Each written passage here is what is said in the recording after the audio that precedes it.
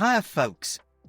Welcome to another episode of F1 Motor Fever Podcast, the podcast where we get our heads around the complex world of motorsports.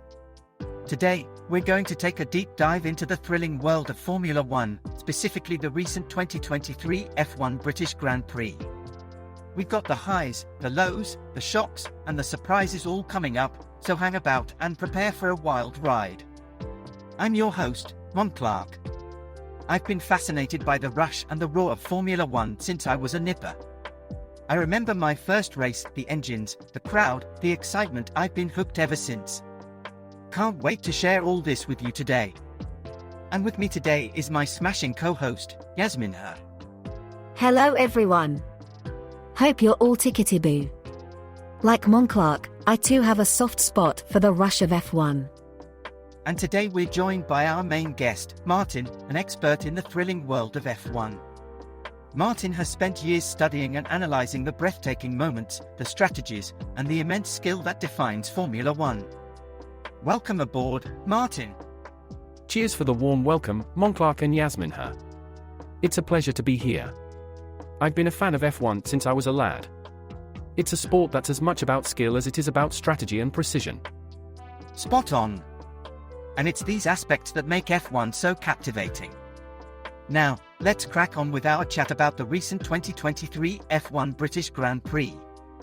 It was quite a doozy, wasn't it? Oh, absolutely. It was a high-octane frenzy right till the end. Max Verstappen bolted as soon as the safety car peeled in, with just 13 laps remaining. Quite the spectacle.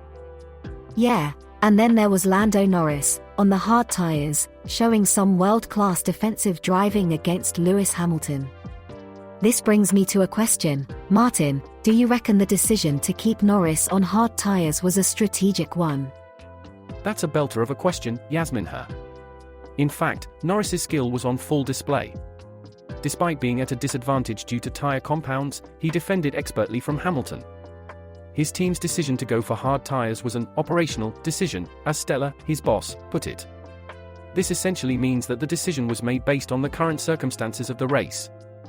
But uncle, why did they choose hard tyres? Wouldn't softer tyres be quicker? That's a very good question, Christina.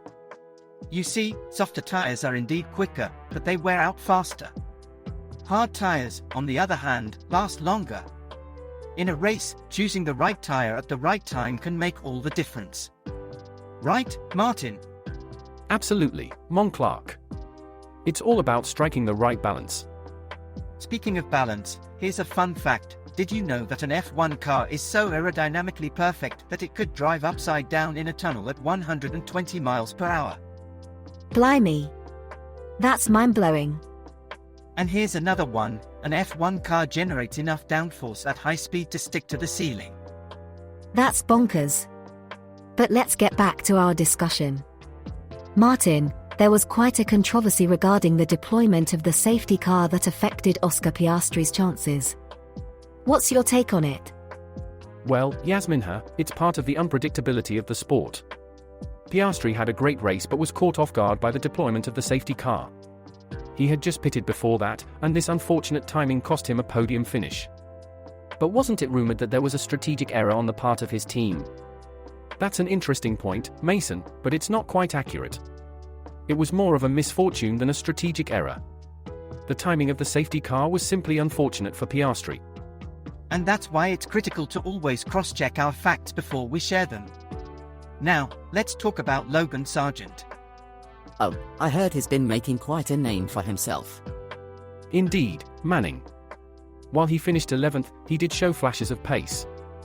More, you had a funny anecdote about Sargent, didn't you? Oh, yeah. Did you guys know that Sargent once accidentally locked himself in a Team Trucks loo before a race? Ha ha ha. Ha ha ha. Talk about a stressful situation. Ha ha ha. Well, that's certainly one way to get your adrenaline pumping before a race. And speaking of adrenaline, let's not forget the remarkable performance of Max Verstappen. Absolutely. Verstappen has been dominating the tracks.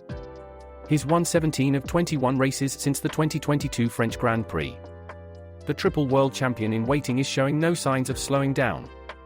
And finally, let's touch upon Ferrari. They seemed to have a tough time, didn't they? Well, they started off strong, but ended up in the 9th and 10th places. They need to bounce back and look at Silverstone as just one of those days. Well, folks, that's all for today. We hope you enjoyed today's episode of F1 Motor Fever podcast.